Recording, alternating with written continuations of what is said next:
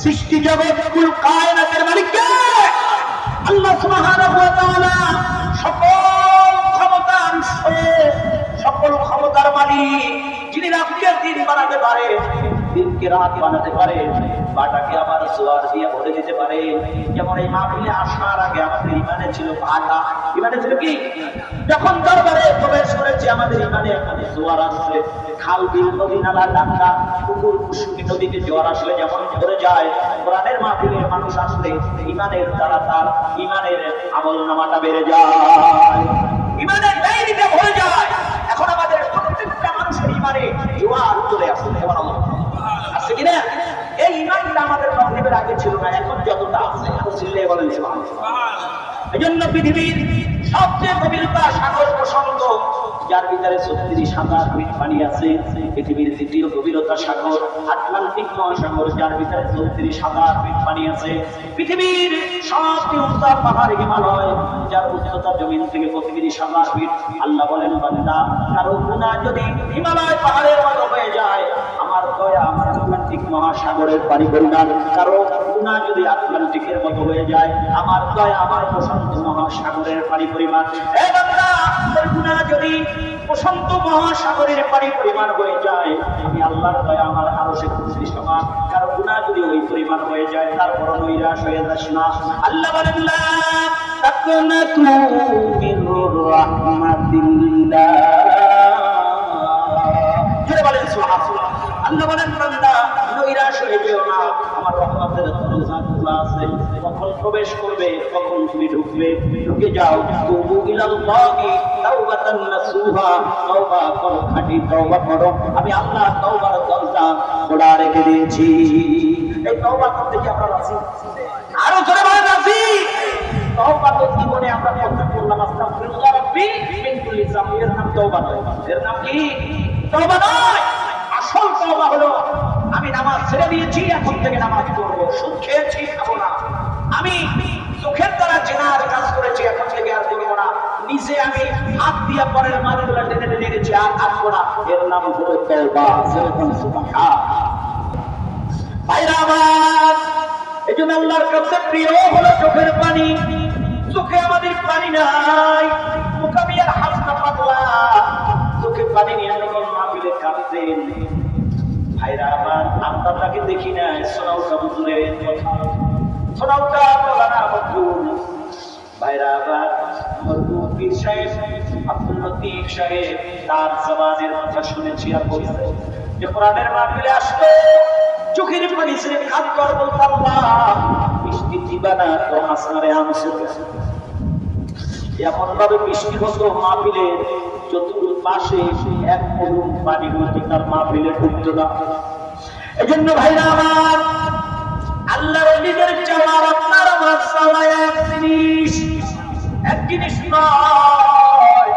আল্লাহর ওলিরা আমরা বলে ডাক দিতে দেরি হয়, আমার মহান মাহবুব তাদের ডাকে সাড়া দিতে দেরি করে না। এজন্য আল্লাহর সাথে গভীর সম্পর্ক স্থাপন করো। আল্লাহ বলে, ফারিকুম ফিল জান্নাতি ওয়া ফারিকুম ফিস সাঈদ। আল্লাহ বলেন, হাসরের ময়দানে দল হবে দুইটা, একটা দল জান্নাতি আর একটা দল হবে জাহান্নামী। দল হবে কয়টা?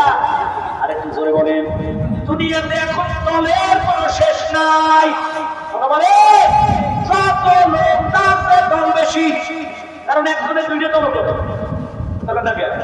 একজনের দুই দল। এখানে আমরা যত লোক আছে, দল ছাড়া কেউ আছে? আপনি বলবেন হুজুর আমি দলে নাই। আছে, আপনিও কোনো না কোনো একটা পরীক্ষার দল পাবেন, হয়তো শুনছিনা, নয়তো চরমনাই, তাহলে হদুয়া, কাঙ্গাসিয়া, সালাবাঙ্গা, ঢাকুরিয়া, আয়েশা হুজুরকেবলা, সোনাউদা, লেবুয়া, আপনি কোনো না কোনো দরবারের সাথে সংশ্লিষ্ট আছেন। না হয় আপনি আপনি একটা দলে আছেন, তাহলে আওয়ামী লীগ, বিএনপি, জাতীয় পার্টি, জামাত, জাসদ, কত দল দেশে আছে। মরার সাথে সাথে এই দল কোনো কাজে লাগবে না। বিসমিল্লাহি ওয়া আলা মিল্লাতি চরমনাই, তাহলে দল আপনি চরমনাই করে রাখতে কাছে। বিসমিল্লাহি ওয়া আলা মিল্লাতি মুকাবিয়া, বিসমিল্লাহি ওয়া আলা মিল্লাতি আওয়ামী লীগ, বিসমিল্লাহি ওয়া আলা মিল্লাতি বিএনপি কোনো কাজে আসবে না। আপনার আমার মৃত্যুর সাথে সাথে ভাইরা আমার সকল দলের নাম বাদ করে যাবে, আপনি আর আমি হয়ে যাব মৃত, আপনি আমি হয়ে যাব মরহুম, আপনি আমি হয়ে যাব লাশ। মসজিদের মাইকে আওয়াজ হবে, অমুক বাড়ির অমুকে অমুক টাইমে ইন্তেকাল করেছে, সবাই বলবে ইন্না লিল্লাহি ওয়া ইন্না ইলাইহি রাজিউন। বলবে কিনা? জোরে বলেন। এই কথাগুলি আমরা বলবো, ইমাম সাহেবকে খবর দেওয়া হবে, সন্তানেরা দৌড়াবে, বাজারে যাবে কাপড়ের কাপড় কেনার জন্য, একদল দৌড়াবে যারের বাস কাটবে, আর একদল মসজিদের মাইকে আওয়াজ করে দিবে। ইমাম সাহেবকে খবর দেওয়া হবে, ইমাম সাহেব আসবে, ভালো মন্দ যাচাই করবে। ইমাম সাহেব বলবে লোকটা কেমন ছিল, আমরা বলবো খুবই ভালো ছিল, গোপনে গোপনে একদল বলবে বেনামাজি ছিল।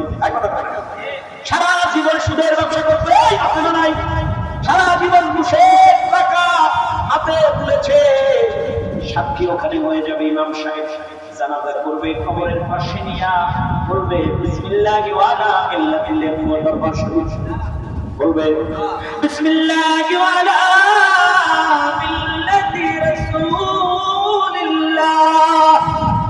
হে আল্লাহর বান্দা, আল্লাহর নামে রাসূলের কদমে তোমার মুখিন দিয়ে গেলাম। কার নামে? রাসূলের নামে মুখিন দেওয়া হবে। নবীর সাথে জীবনে একবারও সাক্ষাৎ হয় না, নবীওয়ালা কার জীবনে একবারও করে নাই, নবীর লম্বা জামা জিন্দেগিতে একদিন গায়ে দিয়ে দেখে নাই, লম্বা জামার সাথে টুপি পরে নাই, পাগড়ির সাথে কোনো সম্পর্কই নাই, জীবনে দস্তারখান মিশাইয়া কোনোদিন একবেলা খাবার খায় নাই, হাতে খাবার রাখছে জঙ্গলের জানোয়ারের মধ্যে। ছেলের প্যান্ট শার্ট পরাইছে মনে হয় যেন সুপারি আছে না, জিন্দেগিতে নবীর সুন্নাতের সাথে সম্পর্ক রাখে নাই, সেলুন করে বৈশা বৈশা দাড়ি কামায়, সেলুনের নাপিতের কইবে নাকি স্বাস্থ্য উল্টা মা কথা ঠিক কিনা? আজ কামাইলে খাই করায় খায়, এমন ভাবে সাইজে তাদের এক সপ্তাহ কারণে নাপিত আবার দাড়ি কামাইয়া সুতা দিয়ে পাড়ায় আর জাদু দিয়ে কুড়াইয়া ট্রেনের পানিতে মিশাইয়া দেয়। তুমি না মুসলমান, শুক্রবার পাল্লাইয়া নবী সালাম আলাইহি আপনারে বড় ভালোবাসি, আর শনিবার দিন সেলুন করে বসে বসে দেউলি বাজারে দাড়ি ছাছোয়ার কর যে ভালো দিয়ে সারা কোটি যেন বদলায় না। নবী বলে আমার সুন্নাতের উপরে জারির বাড়ি দিলি কি আমার উম্মত না সৌকাত সৌকাল লিমান বাইরা লাহু মিনবাদি বেগে যা নাফরমান বেগে যা, তুই আমার উম্মত না, তুই যদি আমার উম্মত হতি তোর লেবাসে পোশাকে আমলে আকলাকে চরিত্রে কথায় বার্তায় জল চালনে মাপে উত্তরে আমি সব জায়গা দেখতাম তুই আমার উম্মত। এজন্য বলতে হবে কি হবে না? এজন্য কবি বলে তোমার গোনা দিন ফুরাইয়া গেল, যৌবনে লাগলো মাটি, তোমার গোনা দিন ফুরাইয়া গেল, যৌবনে লাগলো মাটি, ওই যে দেখো তাকিতেছে তোমায় কবরের মাটি, ওই যে দেখো প্রতিদিন ডাকে তোমায় কবরের মাটি, সন্ধ্যার আগে যেদিন ডুবিবে বেলা, এক পলকে ধ্বংস হবে তোমার রবের মেলা। কার দিবা তুমি জোরে থামে, কার দিবা তুমি জোরে থামো, কার মাথায় বাঁধবে লাঠি, ওই যে দেখো তাকিতেছে তোমায় কবরের মাটি। প্রতিদিন কবরের মাটি ডাকে আর বলে আয় আয় আমার ভিতরে আয়, পাশে জালের পাশ দিয়ে হেঁটে যায়, আর ডাক দিয়ে আমার বান্দা তোমার কবরের জন্য নিচে ঠিক হবে বেটে হবে, তুমি এখন পর্যন্ত তৈরি হলো না। এই জন্য আল্লাহ নবীরা বলছে যার একটা দাড়ি পাইলো না যেন উম্মতের মহব্বতের একটা চিঠি এসে গেল, যার গালের সব দাড়িগুলা পেকে গেল, দাড়ি ছাড়া নিয়ে আসলাম, কালো দাড়ি গজাইলো, ওই দাড়িগুলো এখন থেকে সাদা হয়ে গেল। মহব্বতের চিন্তা এখন পর্যন্ত আমাদের মাথার ভিতরে ঢুকলো না, ঠিক কিনা বলেন?